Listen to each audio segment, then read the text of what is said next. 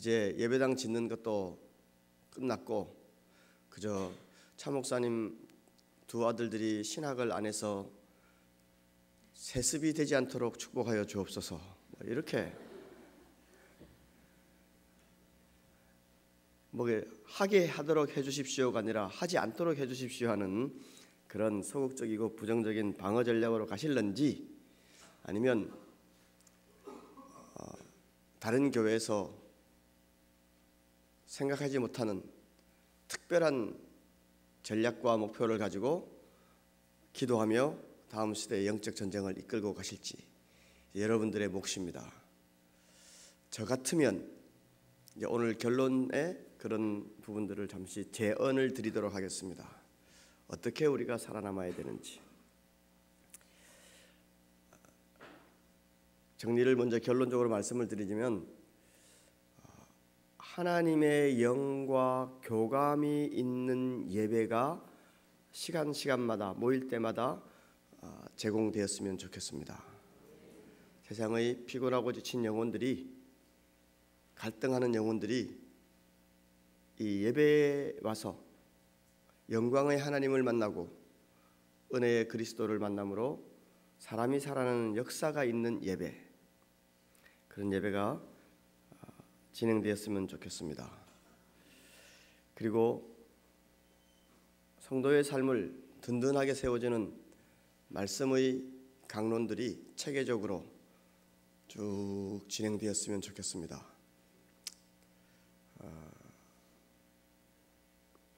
좋은 목사님들, 부흥사들, 교수들 모셔다 놓고 농담 따먹기, 만담, 제가 잘 울린다 그랬어요. 또 잘 웃겨요. 그런데 교회는 웃으러 오는 거 아니잖아요. 코미디, 기독교 방송 같은 데서 목사님들 설교를 하고 강론들을 하는데 저분은 직업을 잘못 선택했다. 교회의 경건하고 거룩한 강단을 그 사람들에게 인기를 얻으려고 저렇게 아이디어를 쥐어짜는가 하는 생각을 하면서 교회의 이 소중한 시간에 모여서 참 경건한 기쁨, 또 넉넉한 마음들, 하나님의 진리를 배우고 나누고 그 안에 있는 세상이 알지 못하는 기쁨들이 나누어지는 그런 말씀이 있는 교회가 되었으면 좋겠고요. 또 한 가지는 하나님의 마음을 가진 인간, 즉 인간을, 사람을, 살아있는 사람을 좀 존중히 여기는 그런 훈련의 장이 되면 좋겠습니다. 사람 가능성, 그래서 사람들 속에서 하나님을 보고 사람들 속에서 나를 볼 수 있는 인간이 살아 숨쉬는 공간 되면 좋겠습니다. 좀 더 욕심을 낸다면 새순교회가 조국의 통일을 위해서 정오마다 여러분들이 나라와 민족을 위해서 기도하는데 구체적으로 통일을 위해서 기도하시고, 또 오늘 마지막 시간에 정리해 드리겠습니다마는 열방을 품는 교회가 됐으면 좋겠습니다. 한국 안에 이미 한국 국적자가 아닌 이주민들이 100만 넘는 시대가 되었죠. 여러분들 가족들 외국에 나가 사시는 분들 많이 계시죠? 외국에 나가면요, 그 나라 말 영어가 잘 안 되니까 굉장히 겁이 나고, 또 기득권 세력들이 조금만 뭐라 그래도 굉장히 힘들어요. 여러분들의 가족들이 해외에 사시는 분들이 많이 계실 텐데 그들을 생각해서라도 교회가 이 코리안 드림을 가지고 한국 땅에 와서 뭔가 삶의 터전을 잡아보려고 발버둥치는 이 제3세계에서 오신 약자들을, 사회적인 약자들을 향하여 좀 전향적인 전략을 구사해서 새순교회 일부 예배가 마치면 저 한쪽에서는 베트남 교회가 예배를 드리고 저기서는 네팔 교회가 예배 드리고 저기서는 타일랜드 교회가 예배를 드리고, 저기서는 미얀마 교회가 예배를 드리고, 저기서는 필리핀 교회가 예배를 드리고, 시드니에는 그런 교회가 참 많습니다.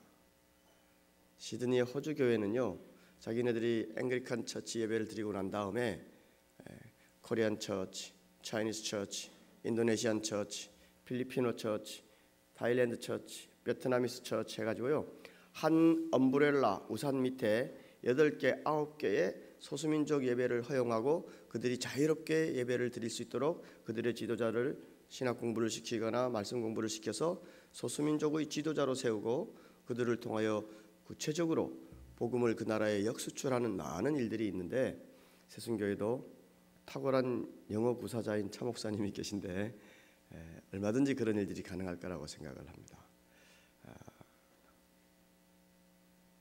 우리가 인도네시아 사람들에게 혹은 필리핀 사람들에게, 베트나미스 사람들에게 예배당을 허용하고 예배를 드리도록 도우면서 한국식으로 해라, 우리를 본받아라 하지 말고, 복음은 똑같이 전하되 니네 인도네시아 사람 스타일로 하나님께 찬양해라.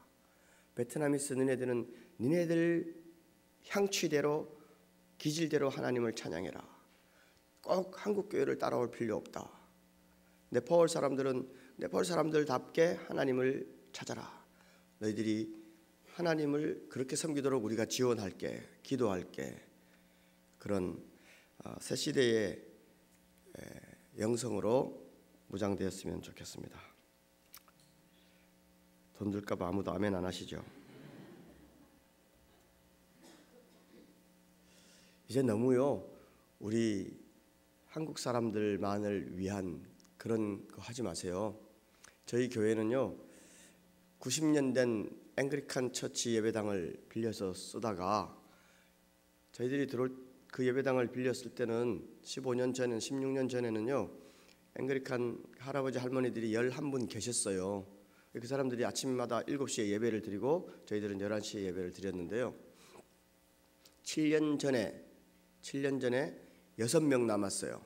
6명 남으니까 다 이렇게 할머니 할아버지 힘드시니까 이웃에 있는 앵글리칸 교회랑 합치면서 그 아름다운 예배당, 스테인드 글라스가 쫙 있고 파이프 로간이 박혀 있고, 의자 하나마다, 창문 스테인드 글라스 하나하나마다 그것을 도네이션한 가족들이 In loving memory of Kevin, 누구누구를 기억하면서 하고, 의자마다 창문마다 다 명판이 새겨져 있어요. 그 1920년대에 앵글리칸 교회의 성도들이 심혈을 기울여 만든 좋은 예배당이 100년이 안 돼서 텅텅 비고 저희들이 독차지했었습니다. 다른 한인 교회들은 호주 교회나 미국 교회 예배 드리고 난 짜투리 시간에 했었는데요, 우리는 24hours 7days를 우리만 다 써요. 저희 입장으로서는 좋죠. 저희 입장 좋죠. 그런데 그 천당에 가신 호주 교인들, 그 건물을 지어놓고 하나님께 봉헌하면서 그렇게 기뻐 찬양했던 그 모습들 다 있거든요. 교회 역사 서랍을 열어보면요, 그 주말마다 꽃꽂이 당번들 쭉 다 이름 나오고요, 식사 당번들 쭉 이름 다 나온 그 동판 자료, 이 프린트 주보들이 다 보관돼 있어요. 그런데 그들이, 자기네들이 알지 못하는 사람들이 그곳에 와서 예배드릴 줄 누가 알았겠습니까?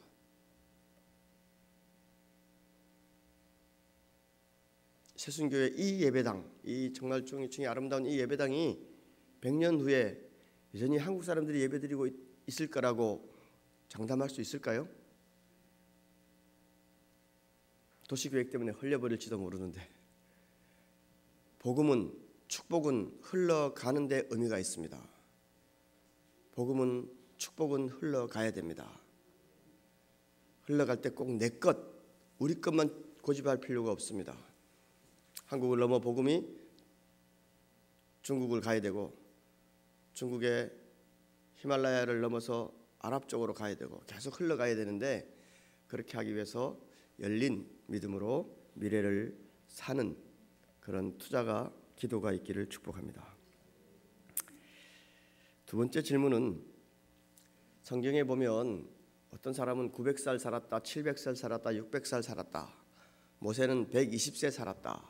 막 그런 이야기들이 나와요. 그때 연수는 지금의 365일 연수랑 같은가 하는 부분들이 나옵니다. 예, 성경에 나오는 사람들의 나이의 연수는 제 생각으로는 지금의 캘린더랑 똑같은 연도를 살았다고 생각을 합니다. 어떻게 그게 가능하냐? 120세, 모세가 120세 살았다는 것은 가능하게 보이시죠? 요즘에 장례식에 가면요, 70세 장례식에 가면 아이고 아까워라 그래요. 어버이 교실 가보면 60세는 너 왜 왔니? 그렇게 해요. 80세쯤 돼야 이제 어버이 교실에 올 자격이 있다고 생각하고 90세가 넘어야 호상이라고 그래요. 이제 평균 수명들이 계속 그 라이프 익스펜턴시가 높아가니까 120세까지 조만간에 살 것 같아요. 그런데 120세까지는 가능한데 뭐 200살, 300살 하는 부분들은 여전히 어려워 보이죠. 왜 그게 가능했냐면요, 지구가 노아 홍수를 기점으로 해서 노아 홍수 이전에는 지구를 둘러싸고 있는 수분층이 굉장히 두터웠어요. 그래서 태양광선이 직접 지구에 있는 생명체에 영향을 못 미쳤대요. 굉장히 태양빛이 다 삭게 하잖아요. 무엇이든지 태양빛에 노출시키면 다 사그러 들어가잖아요. 그전에는 하나님께서 육식을 허용하지 않았었어요. 고기 먹는 거. 고기를 안 먹어도 사람이 움직이는데 지장이 없었다는 말이죠. 그런데 노아 홍수를 통하여 지구를 둘러싸고 있었던 수분들이 다 쏟아부어지고 난 다음에 지구 생명체를 통하여 직사광선이 더 많은 일사량을 쪼우기 시작했고 사람의 생명들이 직사광선에 노출되면서 급격히 줄어들었다 하는 학설들이 있습니다. 그래서 그 이전에는 초식을 위주로 했고 500살, 400살 사는 일들이 불가능만은 아니었다는 생각을 하고요. 그런 그 날짜보다 더 심각한 것은 창세기 1장의 하루가 지나고 첫째 날이라 저녁 밤이 되고 아침이 되니 둘째 날이들 하는 그런 날짜가 지금 말하는 우리의 날짜냐 하는 데는 상당히 많은 다른 이견들이 있습니다. 디퍼런트 티어리들이 있는데요. 왜냐하면 지금 우리가 날짜를 하루 이틀 가르는 기준은 지구가 태양을 주위를 공전하면서 자전과 공전이 빚어내는 주기를 따라 하루가 되는 거예요, 그죠? 근데 여러분 아시다시피 창세기의 첫째 날, 둘째 날, 셋째 날에는 자전과 공전이 없었어요. 그럼에도 불구하고 후대의 모세가 자기네들의 기법으로 첫째 날, 둘째 날, 셋째 날, 여섯째 날까지, 일곱째 날까지 기록을 하잖아요. 그래서 태양과 해와 달과 별들이 생기고 난 다음에 날짜는 지금과 같을 수 있겠다 하지만 그 앞에 첫째 날, 둘째 날, 셋째 날 동안에는 측정할 수 없는 시간들이 있었을 것이다. 그 기간이 얼마나 오래되는지 모른다.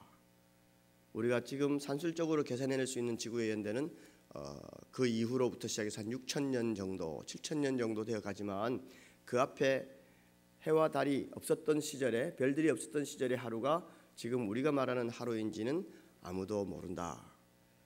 성경을 읽어가다가요, 정말 자료를 참고하고 기도해도 잘 모르는 부분이 있으면 정직하게 이거는 확인되지 않은 사실입니다. 아직까지 제 입장으로서는 모르겠습니다 라고 말하는 것이 더 정직한 태도입니다. 억지로 갖다 붙이는 것은 자기의 이견일 수밖에 없죠. 그런데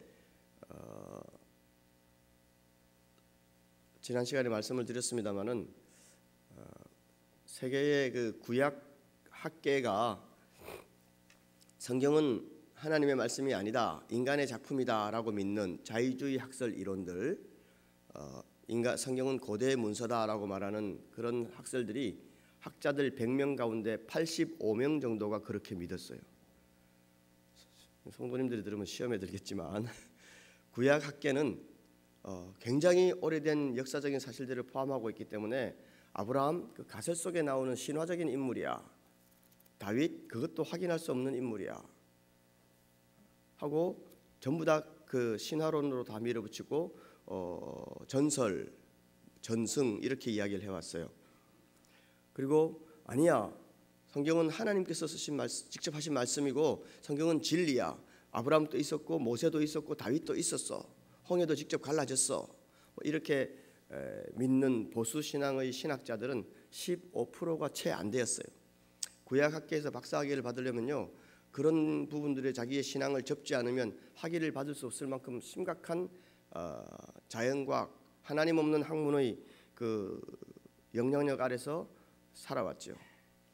그런데 참 감사하게도 보수주의 신학자들은 성경이 하나님의 말씀이라고 믿으면서도 과학적으로 프루브, 에비던스를 못 내는 거예요. 과학적으로 무슨 증거 자료를 못 내는 거예요. 믿음으로 이건 하나님 말씀이다. 그러면 자유주의 학자들은 그래, 보수주의 학자들은 학문성이 없어. 하다가 설명이 안 되면 그냥 믿음이래. 아유, 쟤들 약간 정신병자들이야. 뭐 하다가 안 되면 믿음이래 하고 믿음을 빙자해서 믿음의 언덕 뒤로 도망치는 학문성 없는 비겁한 학자들, 그런 사람들을 저와 같은 보수주의 학자들이라고 이제 공격을 받았죠. 그건 자유주의 학자들은 철저하게 증거를 가진 것만 믿는다. 뭐 그런 식으로 생각을 했어요. 그런데 자연과학이 발달, 그 사람들이 제가 선지자라 그랬죠. 현대 고고학이 발달되기 시작했습니다. 예를 들면 성경 같은 경우도요, 이 우리에게 전해오는 히브리어 원본, 보레시트 바라 엘로임 하샤마임 뭐 하에르츠 나가는 그런 그 히브리어 원본이, 우리가 쓰는 원본이 AD 1000년 거예요. AD 1000년 거. AD 1000년, 지금부터 그러니까 1100년 전이죠. 그때 나온, 지금 그때 있는 사본이 유일하게 우리가 볼 수 있는 사본이에요. 그러니까 사람들이 야, 모세가 BC 1500년대 사람인데 우리는 그로부터 2500년 지나고 있는 사본을 가지고 이거를 모세의 것이라고 믿으라 그러니까, 이게 지금 우리가 가지고 있는 히브리어 본문이 2500년 전에 모세가 직접 썼다는 그 오경과 같다는 보장이 있냐? 이거는 이스라엘의 전통이 만들어내는 약간 작품일 거야. 이스라엘 민족의 역사 작품일 거야. 그러면서 종교 사학파적인 진화론적인 변증법적인 설명을 하기 시작했습니다. 굉장히 공부를 하는 분위기가 좋습니다. 어저께 설교할 때는 별로 그렇게 집중을 안 하시더니 진작에 이런 식으로 할 걸 그랬네요. 광배동 교회는, 이 세종교회는 학문적인 수준이, 지적인 수준이 상당히 높은 분들만 모여 있는 것 같아요. 그 종교사학파 자유주의 학살들이 어떤 근거로 그런 설명을 주장했냐면 이런 거예요. 기독교 신앙이라는 것은 보수주의 학자들이 말하는 것처럼 초자연적인 하나님이 계셔서, 하나님이 계시하시고 하나님이 말씀하셔서 기록한 것이 아니라 인간의 종교심이 발전하면서 만들어진 것이 기독교라고 생각을 해요. 그게요, 다윈이 진화론을 만들었잖아요. 다윈의 진화론 아시죠? 네? 아시죠? 말 좀 해보란 게요. 다윈의 진화론 아시죠? 들어보셨죠? 뭐 원숭이가 진화돼서 인간이 됐다든지, 털 많은 사람들은 아직 진화가 덜 된 사람이라든지 뭐 그렇게 했는데, 이런 물질 세계만 진화된 것이 아니라 종교성, 인간의 정신성도 진화가 됐다고 말하는 거예요. 그런 사람들의 이론은 뭐냐면요, 그 원시 동굴 속에, 산 속에, 밀림 속에 살던 원시인들, 뭐 돌도끼 가지고 곰 잡으러 가고 호랑이 사냥하던 그 시절에 있었던 사람들은 갑자기 맑은 하늘에 비가 내리고 번개가 와라랑 치고 하면은 겁이 나서 동굴 속에 숨었대요. 그리고 막 홍수가 나고 산불이 나면 어찌할 수 없어서 막 산신령께 하늘에 무조건 빌었대요. 그 공포와 두려움, 자연재해에 대한, 하늘에 대한 두려움들이 전 세계적으로 원시 인간들에게 있었다는 거예요. 그것이 종교심이라는 거예요. 자기 인간의 힘으로 통제할 수 없는 막강한 그 자연의 재해 힘 앞에 원시인들은 하늘에 대해서 공포를 가졌고, 물에 대해서 두려움을 가졌고, 자연재해에 대해서 그 두려움을 가졌대요. 그래서 그들이 해에게 달에게 물신에게 빌기를 시작하는 원시 종교성이 인간에게 있었다는 거예요. 그 원시 종교성이 성경에도 나온다는 거죠. 성경에도. 그리고 그 원시 종교성이 조금 더 지나가면 이 토테미즘이라고 들어보셨죠? 토템. 어떤 부족은 말을 섬기고, 어떤 부족은 돼지를 섬기고, 어떤 부족은 소를 섬기고, 어떤 우리나라 사람들은 뭐를 섬겼어요? 곰을 섬기고, 그죠?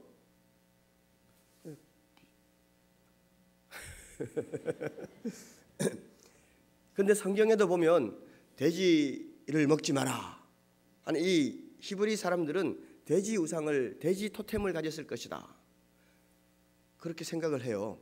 그래서 이제 논리를 끼워 맞추는 거예요. 원시인들이 자연에 대한 막연한 두려움 가지고 있다가 이제 가축들이 잡아서 기르면서 그 가축들에 대한, 적어도 우리는 소를 키우니까 소를 좀 소중히 여기자. 저쪽 부족은 말을 키우니까 말을 좀 소중히 여기자. 그리고 저쪽 부족은 돼지를 키우니까 돼지 키우는 사람들은 싫어 하고, 소 키우는 사람과 돼지 키우는 부족이 전쟁을 했는데 소 키우는 부족이 이겼어요. 그러니까 앞으로 우리는 돼지는 절대로 먹지 말자. 그러면서 토테미즘이라는 게 커가죠. 토테미즘이 커가다가 이제 범신론으로 갑니다. 산에 가면 산신령, 산 입구에서 절을 하고 말이죠. 산신령님, 내가 산에서 내려올 때까지 나를 지켜주십시오. 바다에 가면 용왕신, 뭐 집에 가면 정지신, 뭐 어쩌고 저쩌고 하면서 모든 만물에는 인간의 능력을 초월하는 어떤 신적인 기질들이 있다.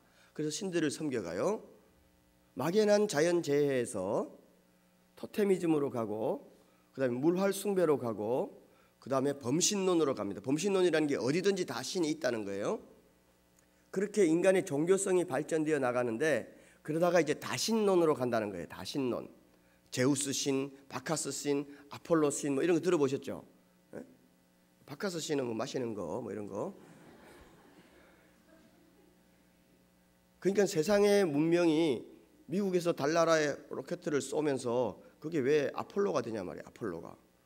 차라리 다윗호 하든지 모세호 하든지, 아니면 하다가 안 되면 이름 지을 게 없으면 호남호 하든지 뭐 세순호 하든지 이렇게 하면 되는데, 거기다가 왜 바카스가 나오고 아폴로가 나오는지 나 잘 모르겠어요. 이런 그 여러 신들, 쫄병신들, 귀족신들, 대왕신, 뭐 옥황상제가 있고 그 밑에 쫄개들이 있고 저승사자들이 있고 뭐 이런 그 신들 간데 계급이 생겨지는 거죠.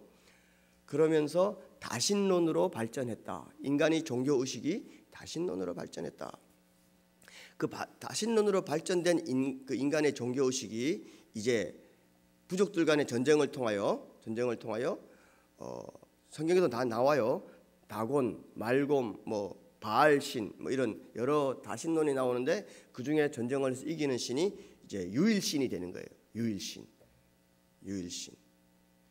그러다가 이스라엘이 바벨론 포로를 거쳐서 다시 돌아오면서 그 유일신 사상 중에서도 인격성이 부여되는 인격적 유일신론으로 발전되었고, 그 인격적 유일신의 후계자가 예수 그리스도고, 그래서 기독교는 인간의 종교 심리의 발달되는 과정 속에서 가장 발달된 형태다 하고 세상에 제안을 했어요. 줄리우스 벨하우젠 같은 학자가 그런 이야기를 했는데, 그렇게 하니까 모든 자연과학자들이 야 맞다, 그래, 그렇지 않아도 내가 좀 성경은 이상하게 생각했어. 뭐 예수님이 물리를 걸었다고, 야 그것도 아닐 거야. 기독교 신앙이란 말이야, 하나님이란 분이 계시고 그 하나님이 신적인 능력을 가지고 초자연적으로 계시해서 기독교라는 게 된 것이 아니라, 사실은 인간이 뭔가 두려워하고 불안하던 그 감정들이 점점 발전되어서 토테미즘이 되고 다신론이 되고 유일신이 되고, 이제 거기다가 인격성을 부여하고 논리와 윤리와 도덕을 부과해서 인격적 유일신이 된 거야. 그래서 기독교는 그렇게 설명할 수 있는 종교야. 사람들이, 지성인들이 얼마나 좋아했는지 몰라요. 야 그거 그럴듯하다. 세상의 학문적인 풍조라고 말하는 다윈의 진화론하고도 맞고요. 헤겔의 변증법하고도 맞고요. 그러니까 모든 학자들이 그걸로 다 넘어간 거예요. 보수주의 학자들이 아무리 소리 질러도 학계의 대세가 기독교는 초자연적인 하나님이 만든 종교가 아니라 인간의 종교의식이 발전사 가운데 가장 발달된 형태다. 그렇게 해왔죠. 이 얘기가 상당히 이제 이야기가 길어지는데 점심 좀 천천히 먹읍시다.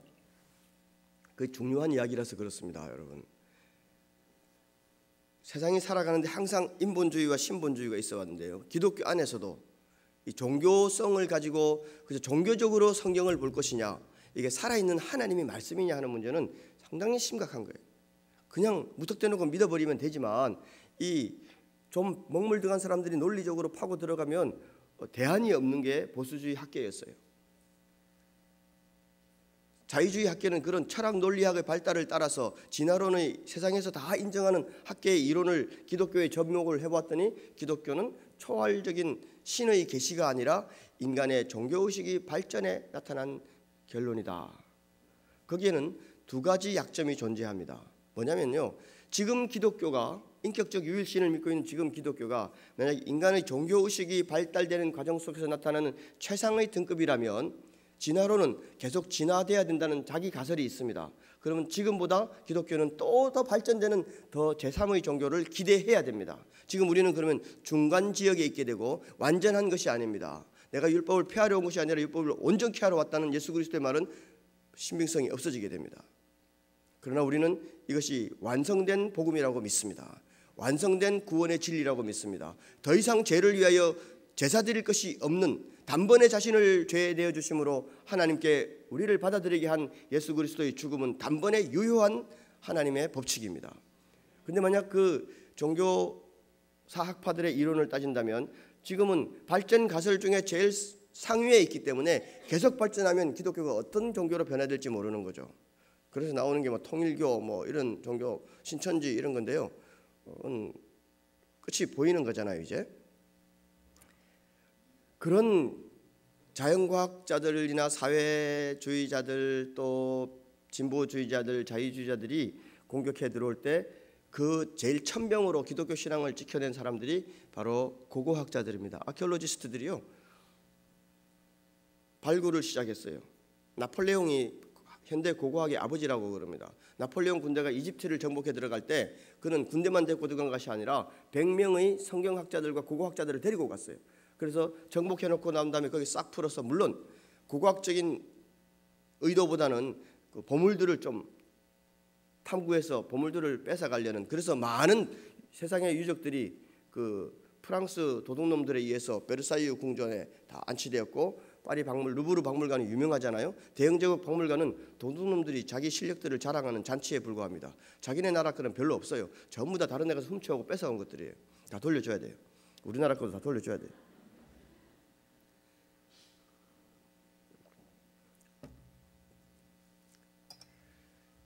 그런데 고고학자들이 거기 가서 하나씩 훔쳐오다가 연구하다가 보니까 거기서 이제까지 알려지지 않았던 많은 사실들이 발굴됩니다. 아시리아의 수도 니느웨가 개발되고요. 아시리아의 많은 비석문들, 서판들, 도자기들이 개발됩니다. 고대의 상형 문자들이 해석이 되기 시작합니다. 그러면서 다 전설에 나오는 인물이라고 생각되었던 성경의 인물들이 역사적인 실체로 발굴됩니다. 어떤 지역은요, 정부의 문서 보관소를 말하는 토판 문서 있죠. 토판 문서가 2만 점 이상이 발굴이 됩니다. 2만 점 이상. 성경만 예를 들자면 모세가 지금 시점으로 2500년 전에 오경을 기록했다. 그리고 천년경, 지금 그 2500년부터 1500년 후에 AD 1000년경에 아세르 벤 납달리라는 사람이 이 구약의 본문을 썼다. 지금 우리가 그 납달리 본문을 가지고 벤 아셀의 본문을 가지고 히브리어 본문을 쓰고 있는데, 지금부터 1100년에 쓰여진 이 히브리어 본문이 모세의 본문과 어느 정도 유사하냐, 어느 정도 신빙성이 있느냐 문제를 가지고 고민을 하던 중에 어떤 목동, 이스라엘의 목동들이 말이죠, 팔레스타인의 목동들이 양을 치다가 양이 한 마리 도망을 갔어요. 그 목동들이 양을 찾으러 가잖아요. 막 찾으러 가보니까 산에 동굴들이 좀 있는 거예요. 그래서 그 동굴에 내 양이 들어갔나 보고, 동굴이 깊으니까 들어가면 뭐 뱀이 나올지도 모르니까 밖에서 일단 안전을 확인하기 위해서 돌멩이를 던지는 거예요. 돌멩이를 던졌더니 양의 울음소리가 나오는 게 아니고 항아리 깨지는 소리가 나는 거예요. 쨍그랑 하고. 이상하다. 또 다른 동굴에 던져보면 또 항아리 깨지는 소리가 나는 거예요.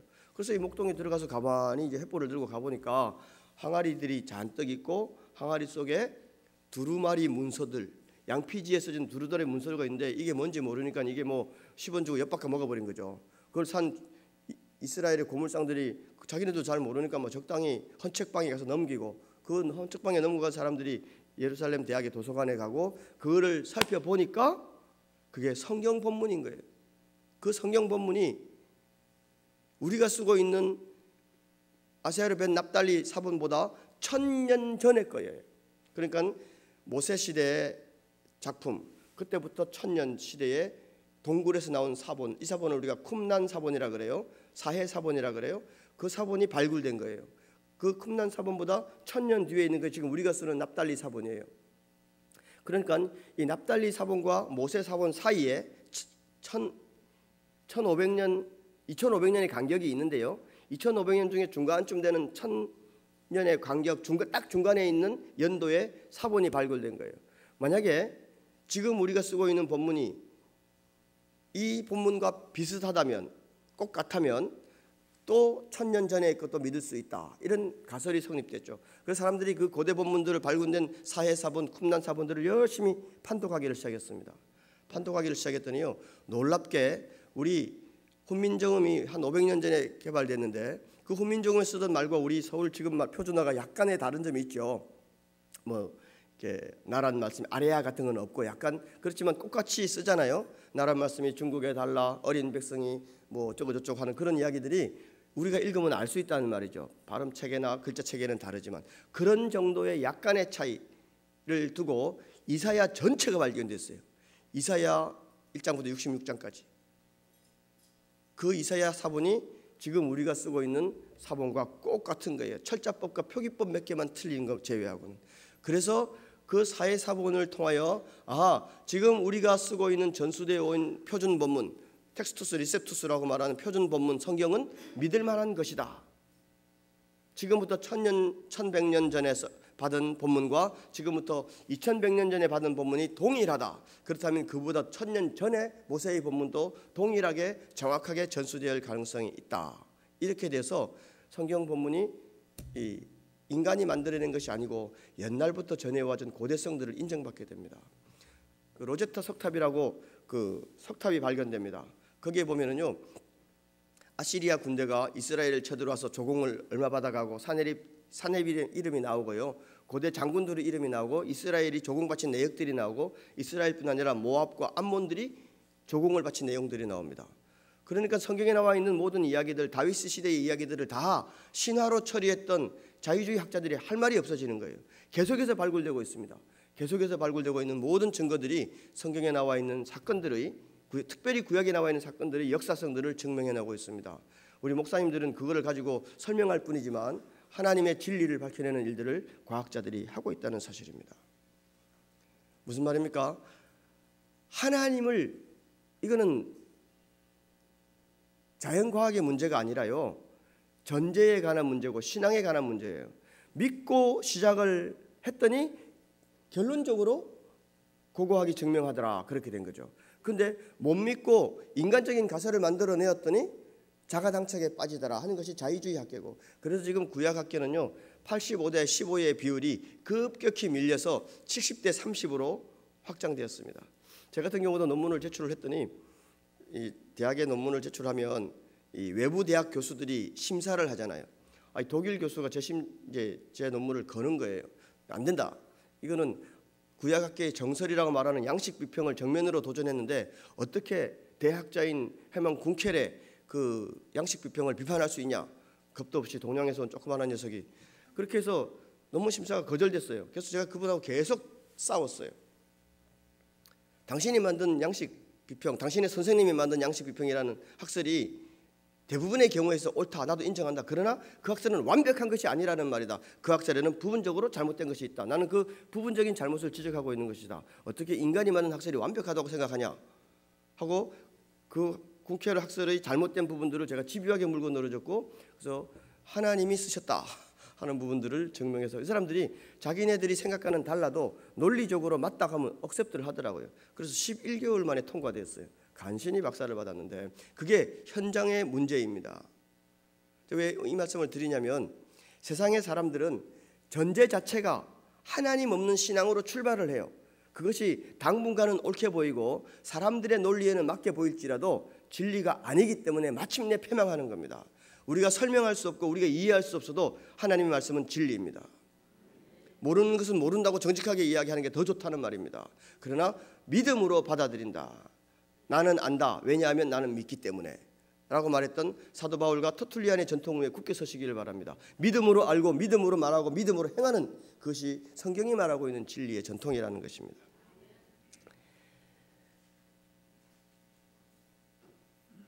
어저께 저녁에 질문을 드렸었습니다. 어저께 저녁에 질문을 드린 것이 뭐냐면, 하나님이 만약에 말입니다, 만약에 나를 건강하게 해주시고 만약에 나를 먹고 사는 문제, 지금 내가 고민하고 있는 그 문제를 해결해 주신다면, 또 문제가 해결되었다면 그 다음에 나는 뭐하고 살지요? 하고 질문을 드렸어요. 뭐하고 사시려고 생각해 오셨어요? 네?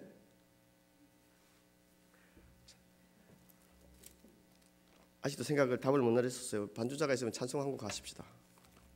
제가 목소리가 안 좋아서 찬송을 잘 부를 자신 없지만 찬송가 396장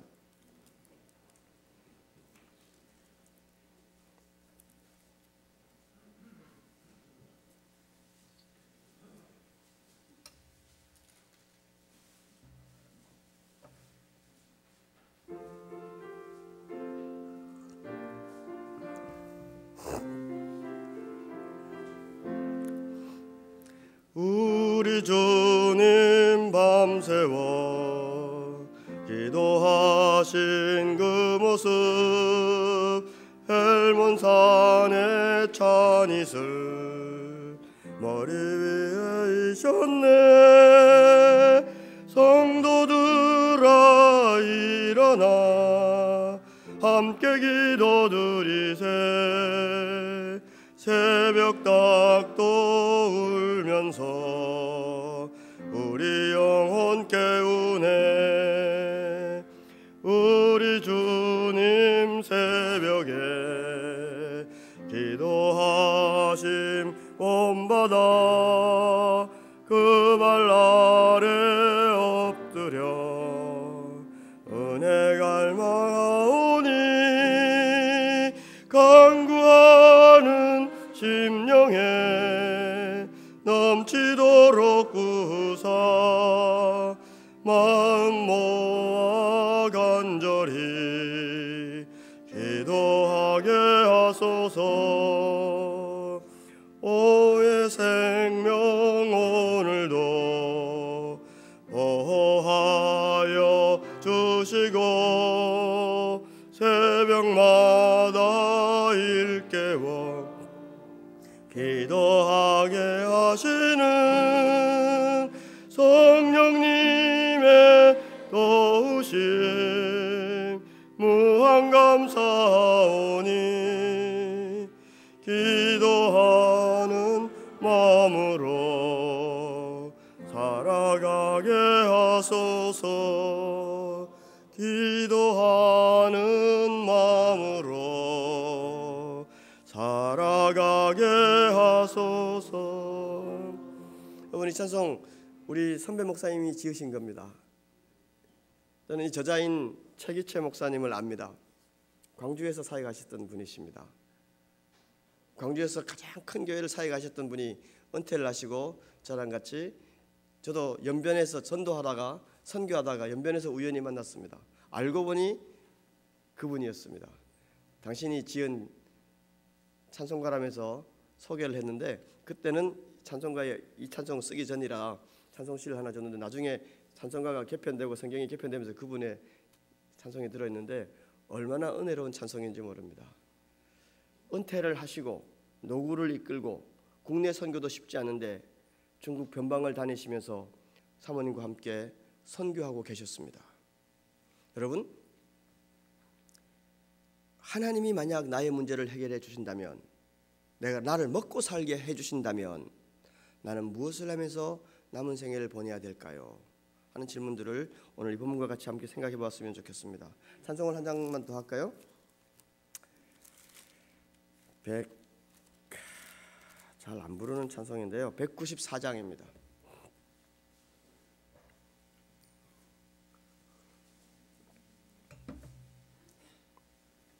찬송가 194장.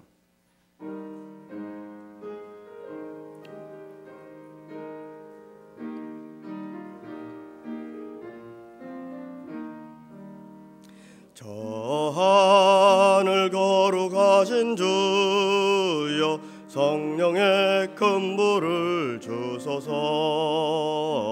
내 영혼 기도 들어주사 성령의 큰 불을 주소서. 주 약속하신 말씀대로 다 정결케 하여 주시고, 그 거룩하신 이름 따라 성령의 큰 불을 주소서. 내 주여 기도 들어주사 성령의 큰 불을 주소서. 주 말씀 따라 살아갈 때 성령의 큰 불을 주소서. 아멘. 내 영혼 차고 넘치어서 새 사람이 만들어지고, 내 헛된 것을 태우도록 성령의 큰 불을 주소서. 이 냉랭하고 악한 마음에 성령의 큰 불을 주소서. 내 마음에 사랑 불타도록 성령의 큰 불을 주소서. 적한 세력 물리치고 나 참되게 살아가는 것 다 주님 은혜이시오니 성령의 큰 불을 주소서. 나 담대하고 순종하게 성령의 큰 불을 주소서. 나 주께 이웃 인도하게 성령의 큰 불을 주소서. 주 제단 위의 모든 것을 다 바치니 받아주소서. 나 주님만을 기리도록 성령의 큰 불을 주소서. 아멘. 한국 분들이나 러시아 사람들이나 성령의 은혜를 받은 사람들은 주님의 뜻을 기리며 살아갈 수 있는 성령의 충만함을 구합니다.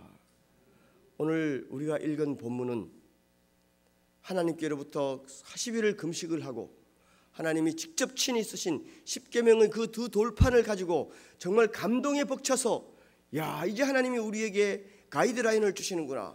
이제 하나님께서 우리에게 출애굽을 하셔서 신천신지 새로운 땅으로, 젖과 꿀이 흐르는 가나안 땅으로 가게 하시는 동안 이 민족이 살아갈 새로운 가이드라인을 주시는구나 하고 십계명의 두 돌판을 가슴에 안고 벅찬 가슴으로 내려오는 모세가 진중에서 나는 이상한 소리를 듣고, 이게 무슨 소리냐? 동행하던 비서 여호수아가 이게 무슨 소리가 들립니다. 이 소리는 전쟁에 이겨서 기뻐하는 승전가도 아니고 전쟁에 패하여 울부짖는 통곡 소리도 아니라, 가까이 가서 보니 이 소리는 금송아지 우상을 만들어 놓고 이 금송아지가 우리를 인도하여 낸 하나님이라고 우상 숭배하는 이스라엘의 민족을 바라보며 너무너무 충격에 빠진 모세가 십계명의 돌판을 잡고 그냥 진노하여 집어 던져버립니다. 바닥에 떨어진 십계명이 산산조각이 나버렸죠. 어떻게 이 민족이 이렇게 무식하다는 말이냐. 우리가 홍해를 가르고 반석에서 깨트려 물을 얻으며 하늘에서 내린 메추라기를 보고 이렇게 먹으며 살아왔는데 어떻게 그렇게 하나님의 위대한 능력을 보고 하나님이 기적을 보고서도 이 백성들은 우상 숭배를 하고 금송아지를 섬기느냐 하면서 이 민족 앞에 임할 하나님의 진노 앞에 부들부들 떨게 됐습니다. 레위 족속들이 나와서 사람들을 3,000명이나 죽이는 정결의식을 행하여도 도무지 하나님의 마음이 풀릴 것 같지 않는, 배반을 하여도 이렇게 직접적으로 배반할 수 없고 사람을 실망시켜도 이렇게 실망시킬 수는 없는 패역한 우상 숭배하는 이스라엘 앞에 남은 것은 하나님이 마지막 심판밖에 남지를 않았습니다. 절망스럽다. 노예 근성이란 게 이렇게 해결이 안 된다는 말이냐. 깊은 절망이 이스라엘의 진중에 쫙 깔립니다. 하나님께서 내가 하나님이라도 더 이상 이런 종자들은 만나기 싫어. 내가 하나님이라도, 아무리 마음씨 좋은 하나님이라도 이렇게 우상 숭배하고 금송아지와 하나님을 구별하지 못하는 이 종자들을 더 이상 간섭하기 싫어. 다 죽여버려, 쓸어버려 하고 하나님의 심판만 남아있는 그 절대절명의 상황 속에 밤이 깊어갑니다. 밤이 깊고 새벽이 밝아옵니다. 그 누구도 하나님께서 범죄한 자기 백성들을 어떻게 하실지 아무도 몰랐습니다. 모세도 실망하였고 아론은 부끄러워 고개를 숙이고 땅에 쳐박고 있고 사람들은 숨죽여 이 민족을 심판하실 하나님 앞에 벌벌벌벌 떨고 있었습니다. 죄인들의 마땅한 자세입니다. 그 참혹한 절망의 새벽에 깨어진 십계명의 돌판 조각들이 들판에 널려있는 그때에 돌판 조각들 사이로 하나님의 만나가 내리기 시작했습니다. 이스라엘은 하나님을 배반하고 떠났을지라도 약속에 신실하신 하나님, 너희들이 적과 꿀이 흐르는 약속의 땅에 이를 때까지 내가 이 만나를 주어 너희들을 먹고 살게 하리라. 이 만나를 보면서 이 만나를 먹으면서 너희들은 나의 영광을 위해서 살아라 하고 만나를 주신 신실하신 하나님께서 우리의 절망과 우리의 약함과 우리의 배신에도 불구하고 하나님은 신실하셔서 그 우상 숭배의 다음 날 아침에도 만나를 주시는 하나님이십니다. 하나님이 친히 쓰신 십계명의 돌판은 깨어졌고 들판에 너부러져 있지만 너부러져 있는 돌판 조각들 사이로 하나님의 사랑의 만나는 솟아나고 있었던 것입니다. 동이 서에서 먼 것 같이 하늘이 땅에서 먼 것 같이 하나님은 우리의 사유의 세계를 초월하시는 위대하신 사랑의 하나님이십니다. 그 아침에 만나를 떠오는 이스라엘 사람들의 가슴 속에, 만나를 떠오는 모세의 가슴 속에 무엇이 있었을까요? 하나님 죄송합니다. 하나님 죄송합니다. 우리는 하나님 속을 이렇게 썩였는데도 하나님 여전히 신실하셔서 그곳에서 우리에게 먹을 것을 주시는군요. 감사합니다. 죄송합니다. 성경을 같이 한번 잠시 읽어보십시다. 출애굽기 16장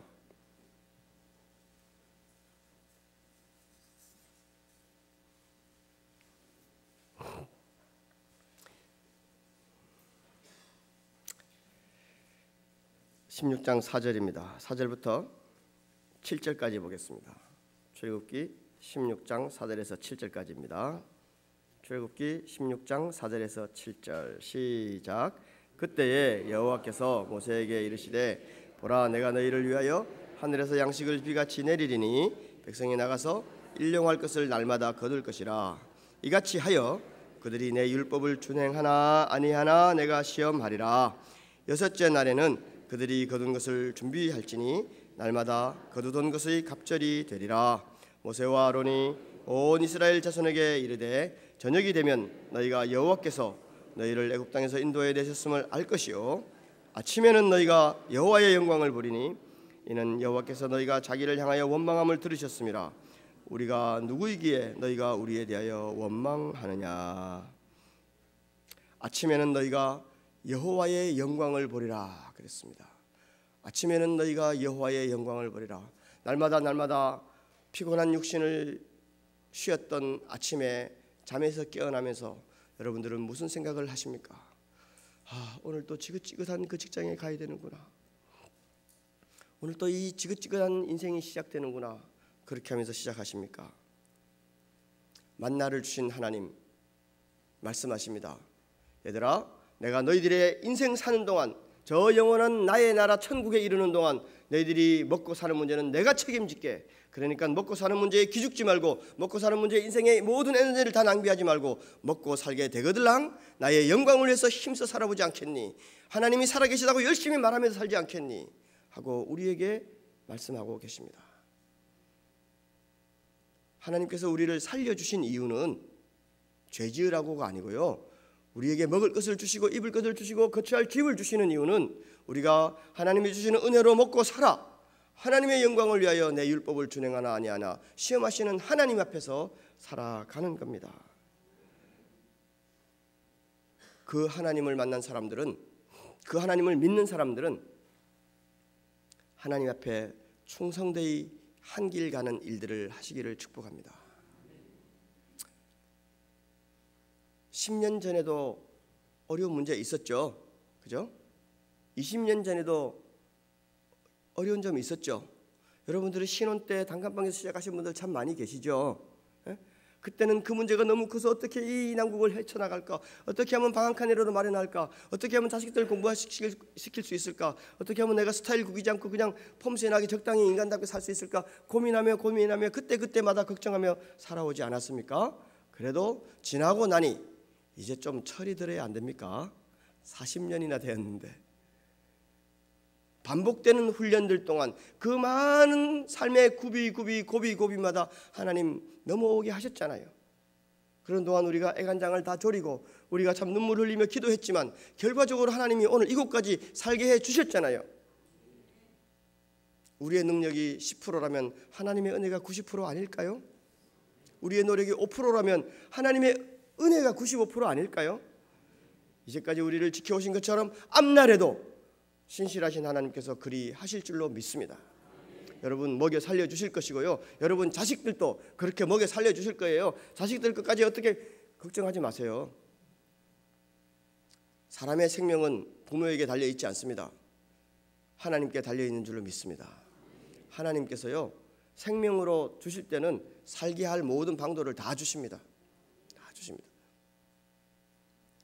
그런데 우리는 너무 많은 걱정들 때문에 내가 살아있는 즐거움과 영광스러움과 하나님께 위대한 영광을 돌릴 일들을 생각하지 못하고 그저 틈만 나면 주둥이가 튀어나오고 틈만 나면 내천짝거리고 인상 쓰고 조금만 마음에 안 들면 막 발로 차고 비판하고 말이죠. 그것도 하루 이틀이고 1, 2년이지. 이제 40년쯤 하나님의 은혜로 살았으면 좀 편안한 마음으로 놓으세요. 하나님 이제까지 나를 인도하신 것처럼 날마다 좋은 것들로 인도하실 줄로 믿습니다. 오늘 새벽에 제가 말씀드렸습니다. 하루 몫의 축복을 준비해 놓으시는 하나님이십니다. 하루 몫의 즐거움이라는 것은 달콤하고 기분 좋고 승리하는 축복만 있는 게 아니라는 것이죠. 하루 몫의 축복, 아침에 일어나면 하나님이 딱 우리 머리맡에 갖다 놓으십니다. 그 하루 몫의 축복에는요, 내가 만나고 싶지 않은 사람도 좀 만나서 안녕하세요 하고 인사해야 되고요, 내가 하기 싫으나도 억지로 좀 걸려도 좀 빨아야 되고요, 내가 기대했던 것도 기대가 안 돼서 좀 짜증스러운 불만함이 있는 그런 것들과 더불어 좋은 일, 기쁜 일, 맛있는 거 보고 즐거운 거 보고 하는 모든 것들이 다 짬뽕이 돼서 우리 앞에 딱 세트로 와 있는 겁니다. 하나님은 단 것만 주시지도 않고 하나님은 쓴 것만 주시지도 않습니다. 단 것과 쓴 것을 영양분을 잘 골고루 해서 우리에게 주십니다. 그것이 하나님이 우리에게 주시고 싶은 하루 몫의 축복입니다. 그 하루 몫의 축복을 이제까지 받으며 살아왔습니다. 무슨 말이냐면요, 앞날에도 하나님이 우리를 지켜주시고 우리를 인도해 주실 텐데 우리의 앞날이 항상 기분 좋은 일들로만 점철되지 않을 거라는 겁니다. 가다가 비 오는 날 있고요, 오늘처럼 눈 오는 날 있고요, 어려운 날 있고 구름 낀 날 있을 거예요. 밖에 나가지도 못할 만큼 폭풍을 치는 날도 있을 것이고 더워서 땀 쩔쩔 흘리는 날도 있을 거예요. 그래도 그 모든 날들을 통하여 우리는 살아있음의 영광스러움들을 누릴 수 있지 않겠습니까? 앞날에 하나님이 우리를 인도하실 줄로 믿습니다. 앞날에 우리가 예상치 않았던, 우리가 원치 않는 어려움이 있을 줄도 모릅니다. 그러나 그 모든 날들을 다 이기게 하실 줄로도 믿습니다. 이것이 우리의 신앙입니다. 이것이 만나를 주신 하나님이 우리들에게 보고 싶어하는 그 신앙 고백이라는 말이죠. 내가 먹을 거 책임져 줄게. 내가 먹을 거 책임져 줄게. 그래도 하나님도 그래도 하고요, 인간도 그래도 해요. 인간이 그래도 하는 거는요, 믿음으로 살지만 그래도 요거 좀 있었으면 좋겠습니다. 뭐 세상적인 쾌락, 세상적인 학력, 세상적인 직분, 뭐 그래도 있었으면 좋겠습니다. 하나님은 또 그래도 하셔요. 하나님 또 너희들이 내 마음을 몰라줘도 그래도 나는 너를 사랑한단다.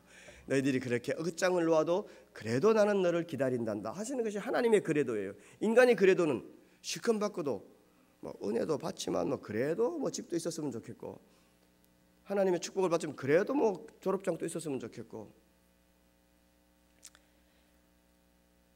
한 가지 이야기만 하고 마치려고 합니다. 너무 이 시대가 촐랑거리고 너무 경박해지고 사람을 믿을 수가 없어요. 그 사람 생각하면 그 사람 지금 거기서 기도하고 있을 거야. 그 사람 반드시 이 시간에 예배하고 있을 거야. 그 사람 반드시 그 자리에 지키고 있을 거야. 그 사람 반드시 그런 삶의 자세를 어디서든지 견지하고 있을 거야. 이런 생각이 들어가야 되는데 어디서 뭘 하고 있는지를 확신이 안 서는 삶, 너무나 변화무쌍한 사회에서 살아가느라고 믿을 수 없는 시대에 하나님을 믿고 충직되게 한 자리를 지켰으면 좋겠습니다. 한자 성어 가운데 물 숫자, 고기 어자, 갈지자, 친구 교제할 교자 가지고 수어지교라는 말이 있습니다. 물과 고기와의 관계는 뗄래야 뗄 수 없는 관계다 하는 말이죠. 수어지교. 만나를 주시는 하나님을 믿으시는 분은 하나님과 그렇게 수어지교의 관계로 살아가게 되기를 축복합니다. 존 펜이라는 미국의 하버드 대학 경제학과를 우수한 성적으로 졸업한, 지금부터 오래된 이야기입니다. 젊은이가 있었습니다.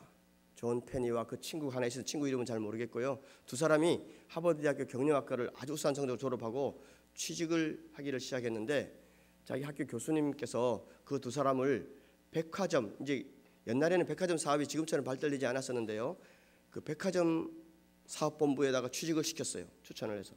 그래서 엘리트들 중에 엘리트들이 자기네들은 무슨 금융회사나 큰 대기업체에 가려고 그랬는데 교수님이 추천을 하니까 할 수 없어서 백화점 회사에 취직을 했어요.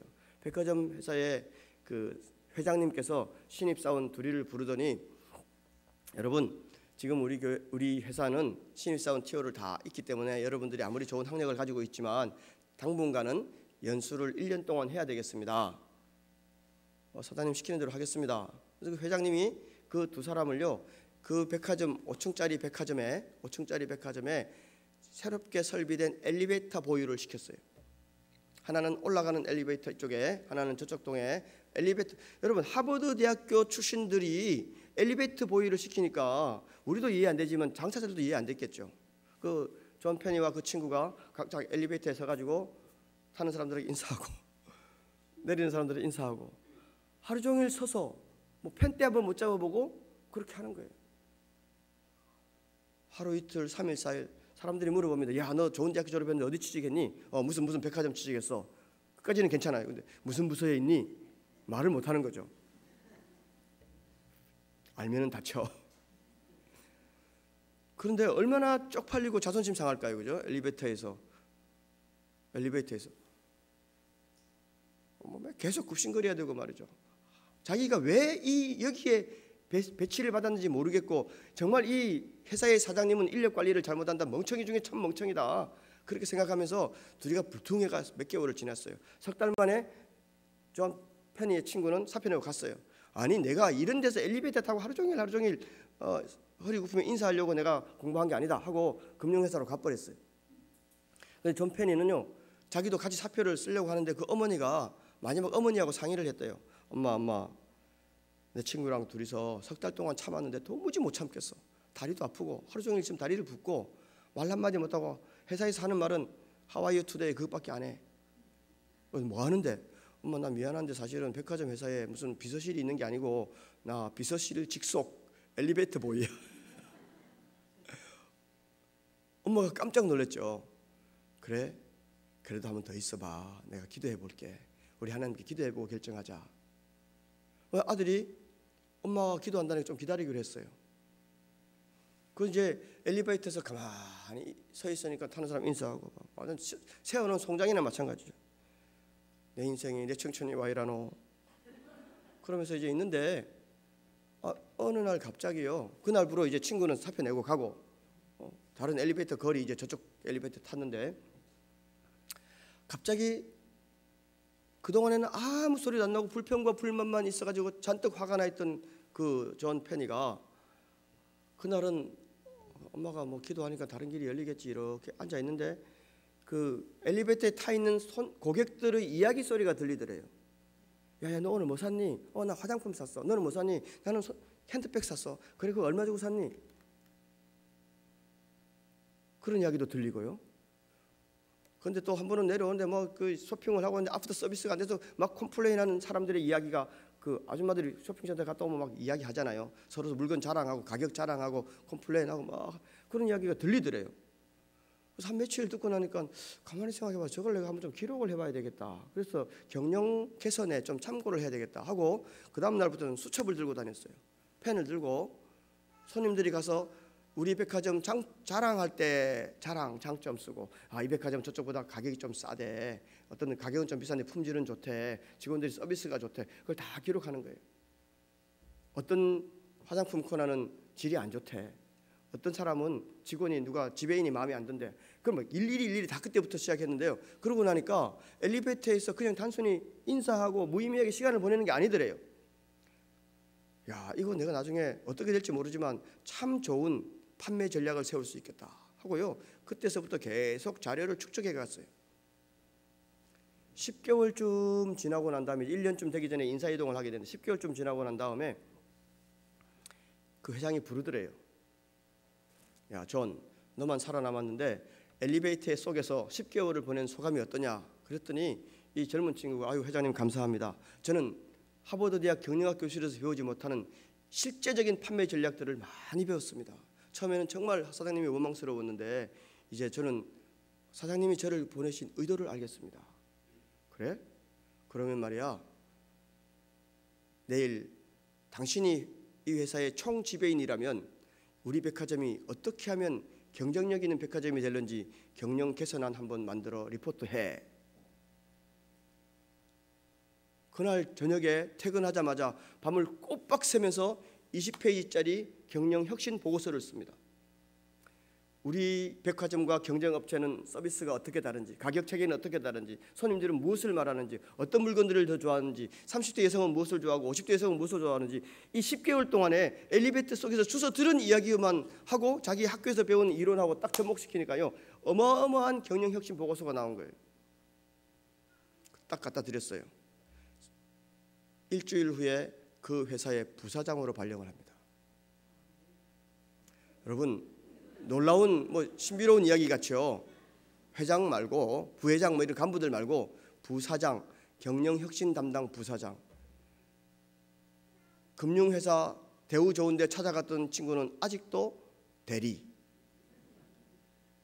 여러분 때로 우리는 나같이 멋있는 사람이 하고 왜 세상은 나를 몰라줄까 하고 내가 처한 형편에 불평하며 불만하며 시간을 보낼 때가 있습니다. 그러나 하나님이 먹여주시고 하나님이 살려주실 거라고 확신하는 성도는 하나님이 나를 이곳에 심으신 것은 분명히 뜻이 있다 믿고 그곳에서 자세히 살피며 기도하고 그곳에서 정진해 나가시길 바랍니다. 하나님이 나를 이화여대를 졸업시키고 소뚜껑 운전수로 파송했다면 거기에는 반드시 뜻이 있습니다. 하나님이 나를 해외에 유학을 시키고 해외에서 앞서가는 전략을 다 공부한 나를 어떤 아파트 관리인, 주차장 관리인 시켰다면 거기에도 반드시 뜻이 있습니다. 하나님은 결코 손해보지 않는 하나님이시죠. 근데 문제는 우리가 처하고 있는 그 상황을 믿음으로 받아들이고 그곳에서 정말 기도하면서 충성하면 하나님께서 하나님의 방법으로 쓰셔요. 저도 학위를 받고 난 다음에 갑자기 한국에서 IMF가 터졌어요. 있는 교수들도 잘라내니까요, 해외에서 새로운 교수 충원이 안 되는 거예요. 그래서 한국에 명함도 못 내고 그냥 호주에 주저앉게 됐어요. 속으로는 그런 생각이 들었습니다. 전 페니와 같이, 그 친구와 같이, 하나님, 제가 이렇게 어렵게 공부해서 간신히 땄는데 써먹을 데가 없습니다. 하나님께서 그냥 개척교회 하고 있어라. 개척교회 뭐 몇십 명 데리고 한 주, 두 주, 1년, 2년 가는데 마음이 초조한 거예요. 친구들은 몇천 명짜리 큰 대형 교회를 하고 뭐 대학 교수가 되고 무슨 학교회 회장이 되고 하는데 저는 쟤들 학교 다닐 때 내보다 영 못했는데 왜 잘 나가지? 저는 아무도 알아주지 않는 시드니 하버필드 뒷골목에 앉아가지고 하나님 억울합니다. 원통합니다. 주여 통촉하시옵소서. 가고 싶었고 튀고 싶었습니다. 뭔가 한번 칼을 빼서 휘두르고 싶었습니다. 그러나 만나를 주신 하나님을 신뢰하기로 결정했습니다. 하나님이 나를 저 뒷구석에 찡박아 놓는 이유는, 나를 저 장독단지 밑에 큰 돌멩이에 눌려가지고 쿡쿡 쳐박아 놓는 이유는 잘 익은 장맛이 되도록 하나님이 뜸을 들이시는 거겠지. 뜸을 들이시는 거겠지. 한편으로는 불안한 마음이 날마다 솟아오르고, 한편으로는 만나를 주신 하나님을 신뢰해야 돼. 그 두 가지 갈등 속에서 끊임없이 기도하고 지내왔습니다. 자식들에게 자존심 상하고요, 가족들에게 미안하고요. 너는 재주도 없냐? 너 박사학위 가짜 아니야? 상황은 다 다르지만 우리들 가운데도 지금 내가 왜 이곳에 이렇게 시간을 보내며 눈물을 흘리면서 질퍽거리며 있어야 되는지 안타까운 마음으로 하나님의 도움을 묻고 있는 분이 계신다면 만나를 주신 하나님을 신뢰하십시오. 존 페니를 엘리베이터 보이로 만들어 놓았던 하나님을 신뢰하십시오. 하나님이 보내시는 그곳에서 충성했더니 그곳에서 세월을 보내고 청춘을 보내고 하나님과 동행을 했더니 하나님께서 하나님이 정하신 때에 하나님의 방법으로 들어 쓰셔서 아름답게 빛을 보게 하시는 그 하나님을 신뢰하십시오. 먹고 사는 거 너무 염려하지 마십시오. 만나를 주신 하나님께서 저와 여러분을 먹여 살리실 겁니다. 여러분들의 자녀들을 인도하실 겁니다. 그 살려만 주신다면 하나님, 내가 하고 있는 조그마한 일들에 최선을 다하는 하나님의 청지기로 살아가겠습니다. 결심하는 여러분들 되시고, 새순교회를 위해서 기도하시고 이 민족을 위해서 기도하셔서 정말 하나님의 마음으로 세상을 따뜻하게 섬겨가는 아름다운 주님의 일꾼들 되기를 축복합니다. 같이 한번 주여 한번 세 번 부르고, 하나님 앞에서 충성스러운 사람, 하나님을 온전히 신뢰하는 사람으로 살아드릴 수 있도록 내가 하는 이 조그마한 일들을 하나님을 섬기듯이 최선을 다해서 최고의 것으로 섬기는 믿음의 사람 되게 하여 주옵소서. 기도하겠습니다. 주여, 주여, 주여.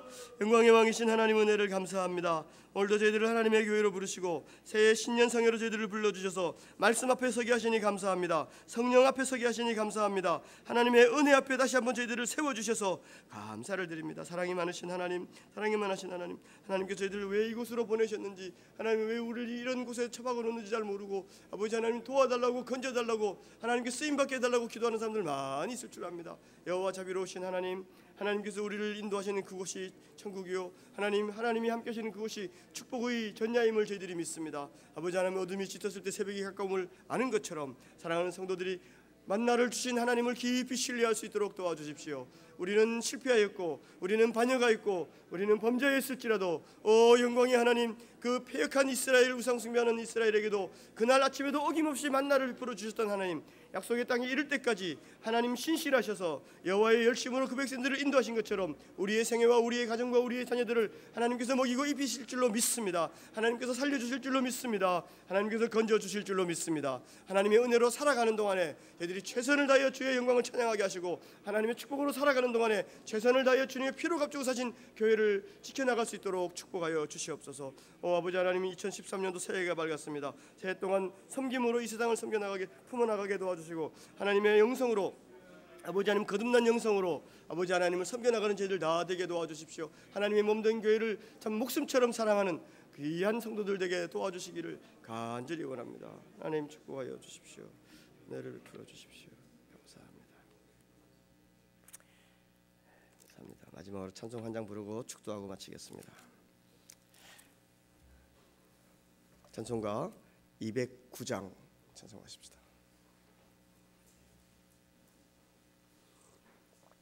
예배 열심히 드리시고요. 주님의 몸된 교회를 참 목숨 걸고 섬겨 나가십시오. 북한의 평양에 갔더니 아주 인상적인 현수막이 하나 붙어 있었어요. 저 현수막을 그대로 우리가 써먹으면 되겠다. 혁명의 지도부를 결사옹위하자. 혁명의 지도부를 결사옹위하자. 와, 하나님의 세상을 바꾸는 하나님의 변혁의 지도부를 기도로 옹위해 나가는 여러분들 되시기를 바랍니다. 찬송하십시다.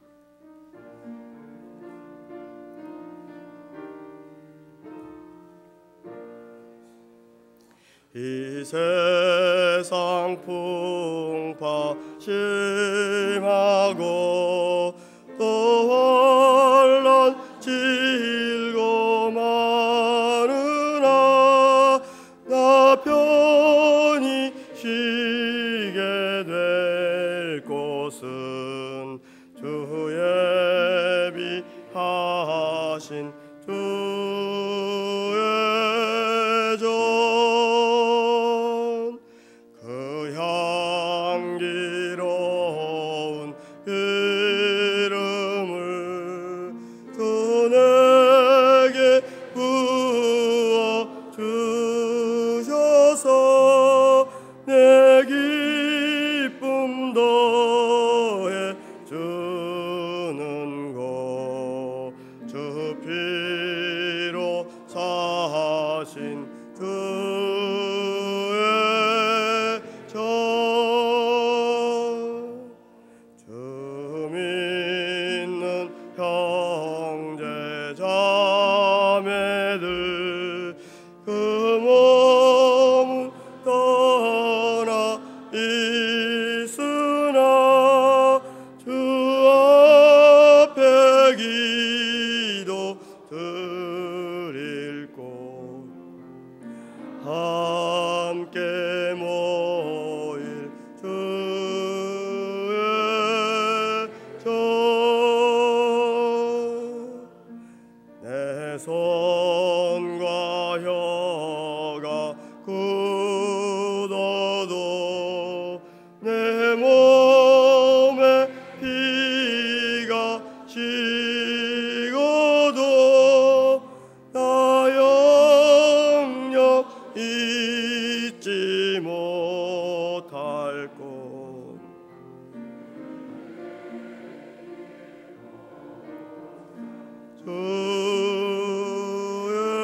주의 전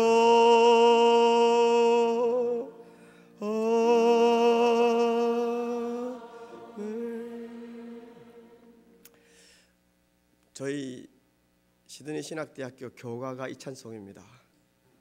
내 몸에 손이 굳고 피가 말라도 내 영혼이 거할 곳이 주님의 전이고 교회를 위한 신학,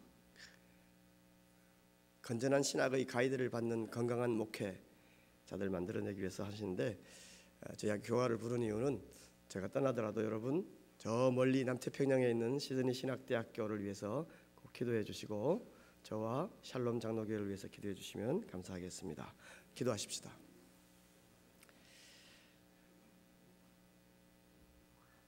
이제는 우리 구주 예수 그리스도의 크신 은혜와 독생자를 아낌없이 내어주신 하나님의 가히 없는 사랑하심과 성령의 감화 감동 위로 충만케 하심이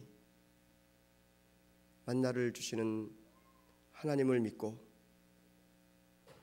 남아있는 우리의 생애를 주님의 교회와 주의 제단 앞에 복음의 영광스러운 전진 앞에 아낌없이 뿌려가기로 서원하고 머리를 숙이는 주의 백성들과 새순교회 위에 이제로부터 영원토록 함께 있을지어다. 아멘.